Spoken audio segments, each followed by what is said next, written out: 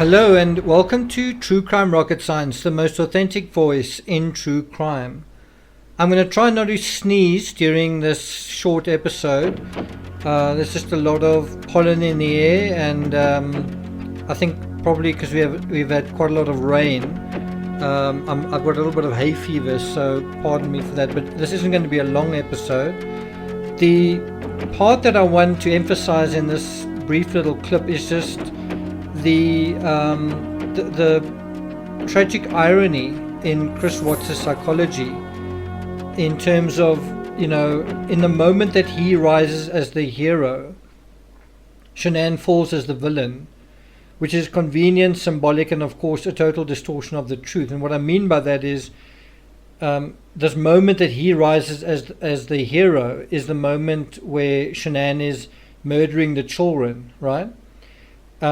In this moment that Shanann is murdering the children, he then attacks her and confronts her and does what he has failed so far to do, which is confront anyone or anything, right? In a kind of a rational way, in a kind of a realistic way. And so what he does is he pushes the irrationality onto Shanann, and then he is defending and protecting his children, right? And of course it's not true. It's a total distortion of the truth. In reality, Watts is weak during his marriage, weak during his affair, and the murders themselves were the ultimate manifestation of his quintessential cowardice. But his resolve to murder germinated in a troubled paradise. That aspect is to be acknowledged as well. In the psychology of basically the first confession, which is basically a psychology that he, I guess you could say inherited, but that he was sort of offered by the agents, Coda and Lee, they kind of put the seed into his mind. And they only did that because they knew Shanann quite well at that stage. They'd spoken to her friends. They'd kind of spoken to her family. They knew what kind of person he was, this reserved guy. They'd heard from various sources that he was this timid, shy, reserved, passive personality, whether it was from Shanann's friends, from Shanann's family, from the neighbor, from his co-workers, whoever. And so, again, in the moment that he rises as the hero, she falls as the villain, and of course she can't contradict his story. And so that's the other part that I think is really interesting, is that he takes over her story. He steals her voice. He gives himself a much stronger voice than he actually has. For example, this conversation that he supposedly has with Shanann.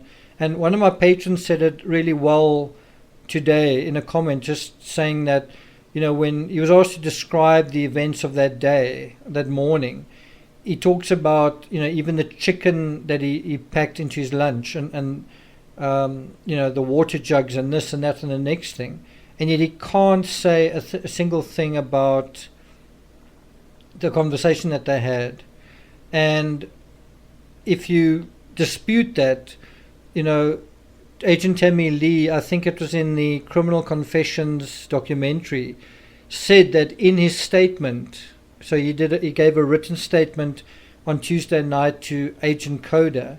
In his statement, he sort of dedicated a paragraph to the events sort of the night before, I guess, and then a single line talking about, that he had a conversation with Shanann, and then another paragraph dealing with the preparations to load the truck. And that is a huge giveaway. Innocent people in a scenario like this would say things like, that was the last time I saw her. That was the last thing she said to me. And then they would say what that is. And of course, he can't say a thing like that, because the last time that he saw Shanann was covering her with dirt, right? the last moments that he saw Shanann are certainly not moments he wants to reflect on. And so that is always a very good question for law enforcement to ask several times. What is the last thing that you remember?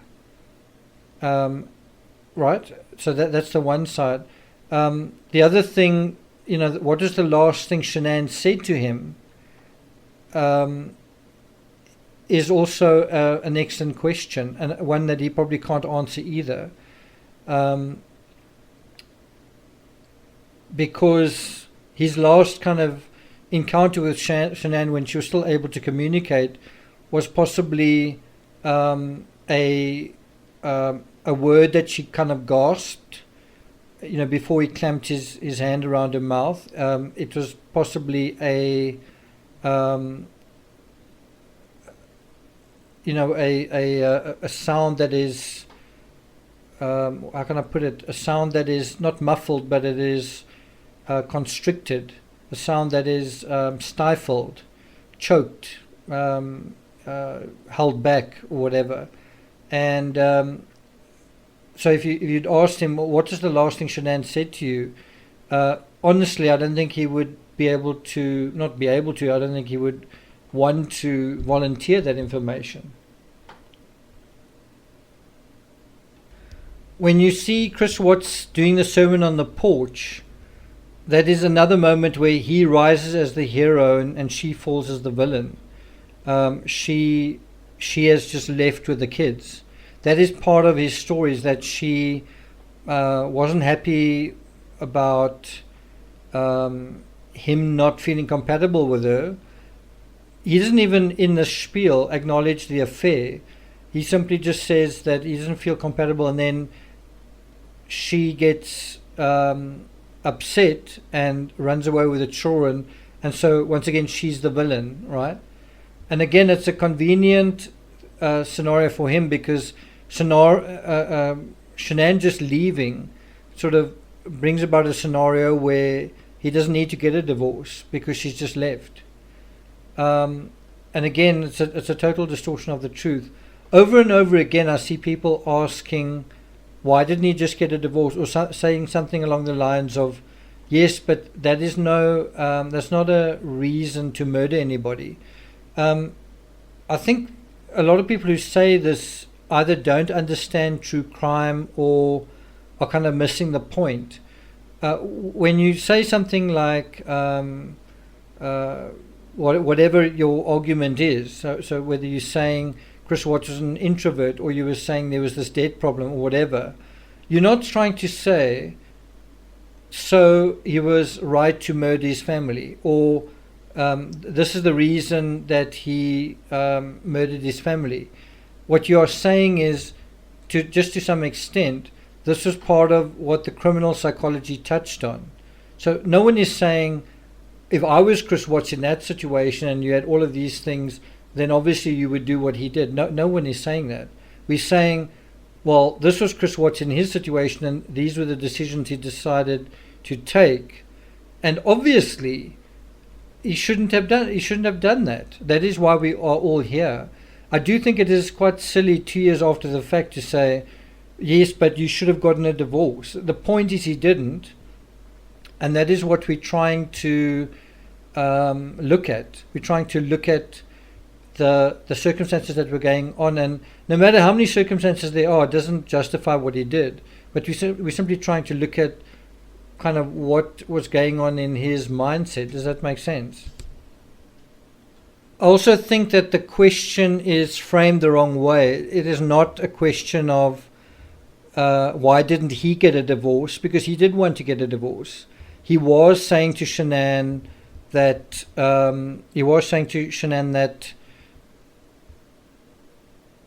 he felt they were incompatible. He wasn't comfortable having the third child. This is in the last week.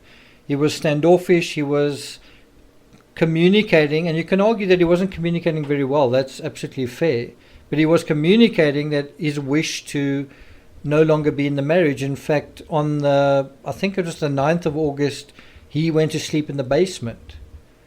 There was one day where I think she slept on the couch and he slept in her bed upstairs, and then she, I think, later kicked him out of bed and said, well, I'm going to sleep in bed, you can sleep on the couch. That is a different day to when he slept in the basement. Something else that I think is just worth noting, just very quickly, is when Chris Watts' father spoke quite recently, he said that that they had already kind of spoken about getting a divorce, and this was in reference to when Chris Watts went to the house, his parents' house, on the 6th of August, on their second, basically the last full day in North Carolina. And if you just think about how ridiculous that is, I'm not saying that that's not the case, because I think Chris Watts had spoken to Shanann about separating and getting a divorce, and I think Shanann was aware of it based on her text to Christina and Addie. But what I'm getting at is, if they'd already spoken about a divorce, why would he need to wake up at 4:00 in the morning on the morning of the murder to talk about getting a separation? I mean, they'd spoken about it before. And equally, why would she kind of go off somewhere if they'd spoken about it earlier? It doesn't really make any sense. Just to reiterate, when I say in the moment that he rises as a hero, he basically tells the story that, he wakes up like a good father, a good provider, good husband, and conscientiously wakes his wife up and says to her, this is how I feel, this is what we need to do, and they have a civil conversation. And that is exactly what didn't happen, and exactly what he was incapable of. He was incapable of confronting the situation, not only with his wife, but also with Kissinger. And not only with his wife and with Kissinger, but also in terms of their debt situation. So he was incapable of confronting it, and if you want to take it even further than that, he was also incapable of confronting the reality of his own actions when he spoke to law enforcement afterwards, when he spoke to Coda in the cubicle on Tuesday night, when he took the polygraph test, and when he confessed. Even when he confessed supposedly to what he did, he wasn't really confronting what he had actually done. He sort of was taking a cheap way out. And what he's trying to do is come out of it as a hero, with his heroism intact. And every time he lies. When he told the story at Dodge Correctional, he left out the part about trying to poison Shanann to bring about a miscarriage. And now we seem to have come full circle, where he's now reverting back to the original story. And obviously, again, it is him rising, or trying to rise, as the hero of his own story, a guy who is capable of having conversations with his wife.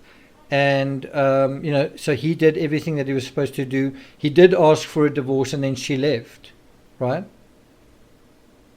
And so in a way, Kissinger gets what she may have asked for, which is, I need Shanann. I'm not saying she said this, but I'm just saying theoretically, I need you out of the picture with them, or I need them out of the picture with you, if we're going to continue this relationship. And so, isn't that exactly what happens? But what happens is something that is done. It's like cheating. You murder your family, then you hide away what you've done. You hide their bodies away. You hide the evidence of what you've done, and then you lie about it. And then you think, well, that is fine.